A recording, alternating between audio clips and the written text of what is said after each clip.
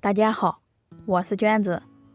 今天婆婆给大家分享一个老一辈人经常做的水炒鸡蛋，不用一滴油也能做出好吃的炒鸡蛋。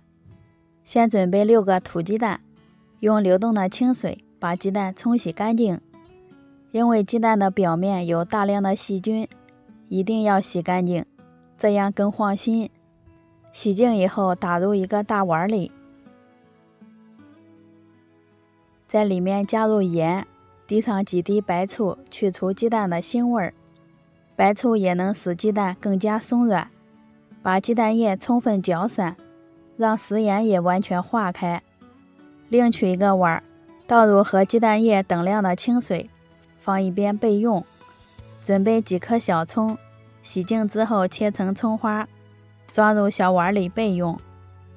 取一个平底锅，倒入准备好的清水，先开大火把水烧开，水开之后改成小火，慢慢的把鸡蛋液倒入锅中。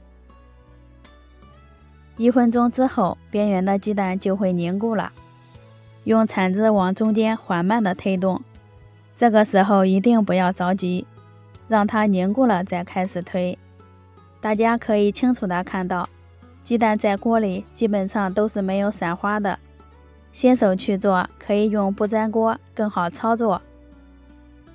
全部推好之后，再用铲子铲成小块，就可以盛出装盘了。撒上葱花点缀一下，就可以端上桌了。咱们的水炒鸡蛋就做好啦，全程不用一滴油，味道鲜嫩可口，适合老人和孩子食用。剩下的鸡蛋汤非常的有营养，趁热加入食盐、葱花，搅拌几下，可好喝了。有菜有汤，做法也简单。喜欢的朋友可以试一下。我们下期见。